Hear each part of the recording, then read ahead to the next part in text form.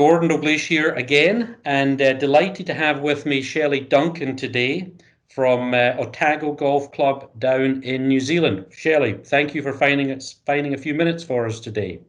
Oh, absolutely no problem. My pleasure. Well, so you probably kind of followed a path not wholly dissimilar to myself. I was a small boy growing up in Scotland playing golf, ended up at college in the United States.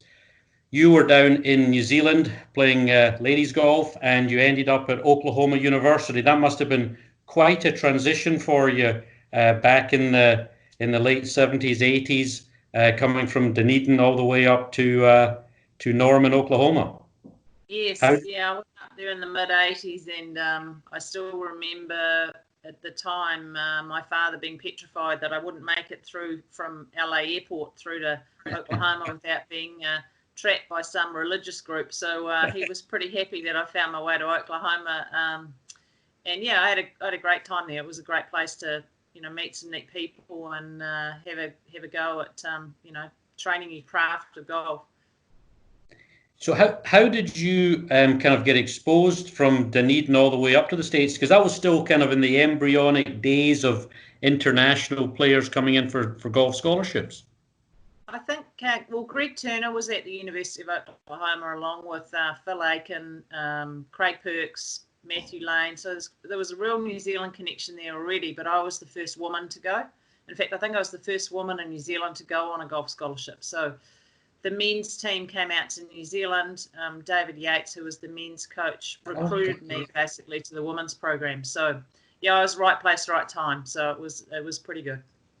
And I find it's funny you mentioned some of these names now, because I remember David Yates. I was involved with the American Junior Golf Association back in the early 80s and remember him from that time. But anyway, you went on in 87 to win the Oklahoma State Women's Championship at the Trails in Norman, Oklahoma. You've done some homework. Yeah, I did. Yeah, that was pretty neat. It was a pretty special trophy to win, and it was nice to be accepted as kind of a local and being able to play. So that was pretty neat. I remember we ran a tournament there in like, it's got to be maybe 83, and the director of golf at the Trails was Jim Autry, who subsequently went on about 2 years later and became the CEO of the PGA of America. He probably had a 20 or 25-year career there, but that was That's right. Yeah, no, he was a good guy, and then we had Robert O. Smith at the University of Oklahoma, who was a great rules guru. So we were pretty spoiled for talented administrators. So you returned to New Zealand and down to Dunedin, and one of the things that also always fascinates me is how golf evolved, and you can kind of trace so much of golf kind of as the British Empire moved around. And so you returned to Dunedin and started working at Otago Golf Club. Am I right in thinking that was the kind of the career? I actually came back and worked at the Otago Daily Times in the newspaper industry. So my studies was in marketing communications. So I actually ended up in a sales role there. And I worked there from 89 to 97. And while I was doing that, I was trying to play as an amateur in New Zealand. I really wanted to represent New Zealand. So I managed to get that ticked off, which was pretty neat a few times. And then I got to about 28, 29 and thought, I really want to give this pro golf thing a go. I, kind of thought I was running out of years, as it were. So I took myself back off to the States for 2 years and played the Futures Tour over there for 2 years, and was fortunate enough to qualify for US Open and play in the US Open in 99. And then around 99, I tried to qualify for the European Women's Tour and missed by a couple of shots. And then I just decided it was a pretty tough gig, and I was getting a bit older. So I came back to Dunedin again, and I started my traineeship at the Otago Golf Club in 2000. Did that for 3 years, and then I went over to Taieri, which is about 15 minutes from here, and did my own thing for 2 or 3 years. And then the head professional job came up here in 2006, and I've been back here ever since. And, this golf course is my home. My parents was smart enough to build a house on the 6th fairway when I was three years old, and we moved in. So I've been kicking around here for about 50 years, and it's like home. It's a pretty special spot. That's terrific. And sorry, I was starting to say about when you look at the way that golf has evolved from Britain over the years and kind of followed the path of the British Empire. Otago Golf Club is the oldest course in the Southern Hemisphere. Am I correct in saying that? Yes, so we were established in 1871. Next year we're about to celebrate our 150th celebrations, which will be pretty special, and we're doing a lot of planning for that. So we're very proud of that that heritage. Ritchie Howden did a great job of bringing golf to New Zealand. He's been recognised in the New Zealand Golf Hall of Fame as the founder of, or they call him the father of golf in New Zealand. So it's pretty special. Now, Dunedin is named after Edinburgh, I believe. Doing my research, it's Gaelic for Edinburgh, I think is. But when you think about it, I mean, the original settlers of Dunedin travelled about as far as they could possibly from Scotland to get down to the south end of the South Island of New Zealand. Is there something about that area that you think is so similar to Scotland, or is it the climate, or the topography of the land, or just that they ran out of places to go?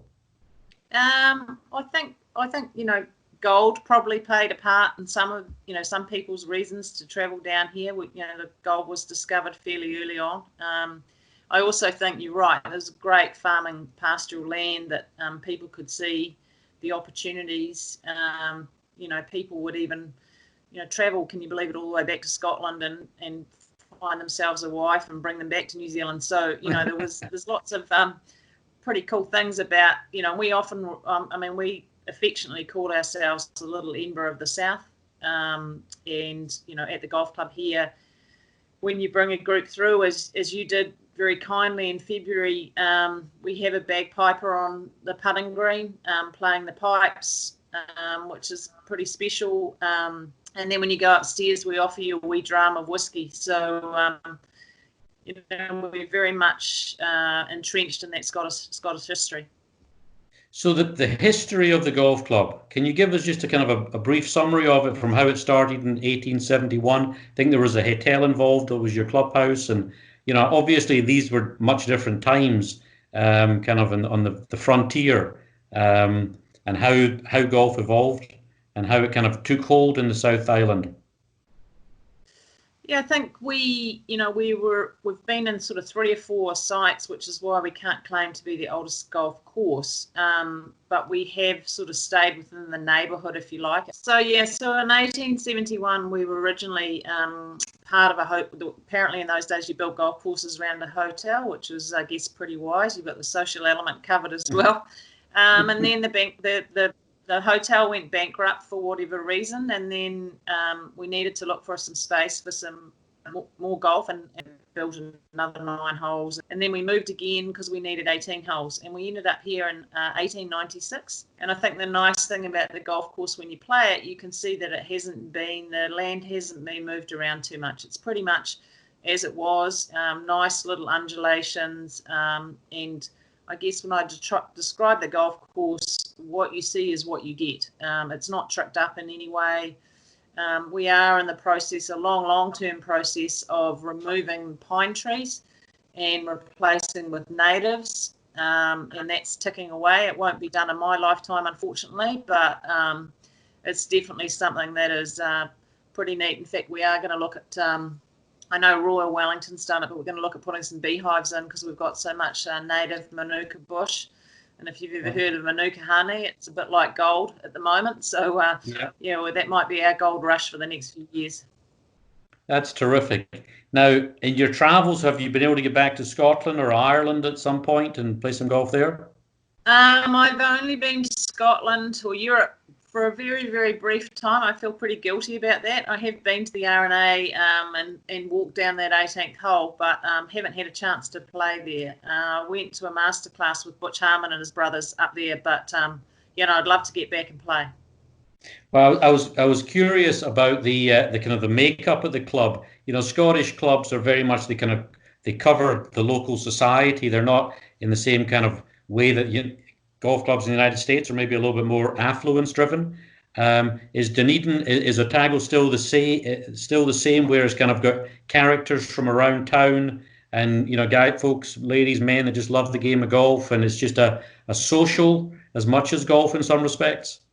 We're a university town as well. We were one of the first universities, and we have 550 members, of which at the moment we have about 90 student members. So, a big proportion of our membership is students. We also have, a real cross-section. We don't have any, not to say we don't have any entry requirements, but we basically allow anyone who would like to be a member of the golf club, we allow them to join, and we have a real cross-section. Our women's golf program is really growing through what we call over here in New Zealand a She Loves Golf program, which is creating a lot of fun and atmosphere, and the ladies tee off on Tuesday nights at 5:30, and quite a young group of women, and it's amazing how many men choose to come and practice their putting at about the time they're due to tee off. So it's created a bit of fun. So it's really good, and a lot of junior members too. So we're really well represented across the board. That's terrific. Now, you've had over the years the New Zealand Open on several occasions, and the New Zealand Amateur. Maybe in recent times has maybe been farther north it's been played. When was the most recent time that you had one of the two championships?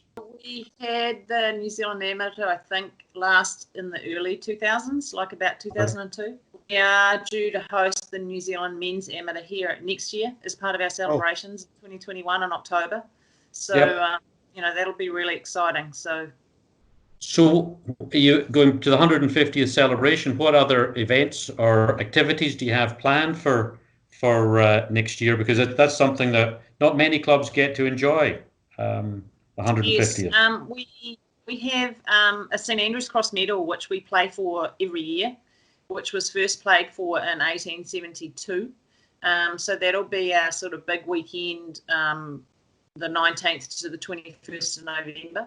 We'll also kick off the year with an interclub that we host with Shirley Golf Club or the Christchurch Golf Club, Shirley Links in Christchurch, which will be down in Dunedin. We started playing that interclub in 1873, and that's been going every year since there. So one year it's here in Dunedin, the other year it's up in Christchurch, and we'll have the New Zealand Amateur, obviously.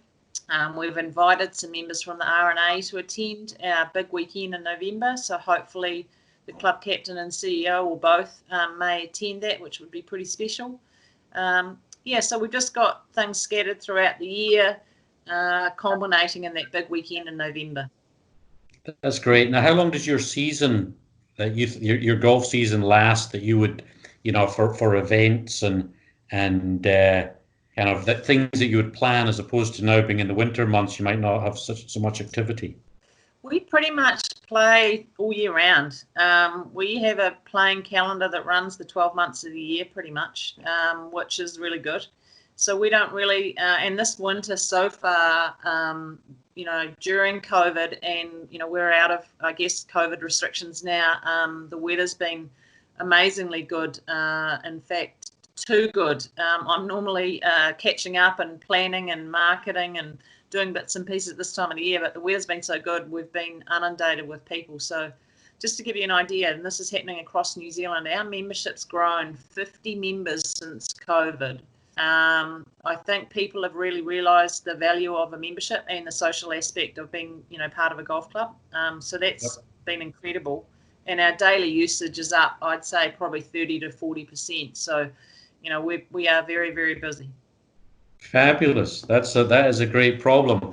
Now, celebrities and notable professionals that have played at Otago over the years. Obviously, when the New Zealand Open was there were more, and it was a slightly different time. But were there any stories that you heard over the years of kind of, or did you happen to see any of the players as you were growing up that were aspirational? A lot of the names that you'd know, like Arnold Palmer played here, obviously, as part of that Caltex tour series. He played an exhibition match with Sir Bob Charles in 1966. They played our signature hole, the Glen, and as the story goes, one of our members was caddying for Arnold Palmer, and Charles gets up on the tee and just hits an iron, which he can off the glen down into the middle of the fairway. And Arnie said to his caddy, you know, is the green gettable? You know, can I hit driver? And he's like, well, you can give it a go. And Arnie goes, well, it's an exhibition match. People want to see something that's fun. So he stands up there with a good old wooden persimmon headed driver and hits it about 320 yards onto the green and 2 putts for birdie. So we have a plaque down on the hole for that. And Gary Player also played in a match, not at the same time, but he hole in one on a par 3, which is now a par 4 for us. So that was pretty special. We've had Gene Sarazen, you know, a lot of well-known players have played back sort of 60 years ago. So yeah, I mean, of late, obviously Michael Campbell's played here, Greg Turner, some of you'll know, Phil Tartaringi, who does a lot of broadcasting. So yeah, I mean, we get some pretty cool people through from time to time. But I know for myself, what I really enjoy is just hosting people at the club. Full stop. I mean, that's really special to me, and telling them about the history and just the reactions that we get when they come off the golf course is really, really nice. They just enjoy the naturalness of it, and it's, you know, it's just good old-fashioned golf. Well, I'm sure they also appreciate just the good-natured and friendly demeanour that everybody has, I'm sure, when they come to the golf club, and that just adds to the experience. But Shelley, you've been very kind with your time today. I wish you the very best for the 150th celebration. I know it will be upon you before you realise it, and hopefully it won't be too long before we've got some more clients down at Otago Golf Club to see you. So again, many thanks for your time. Thank you very much.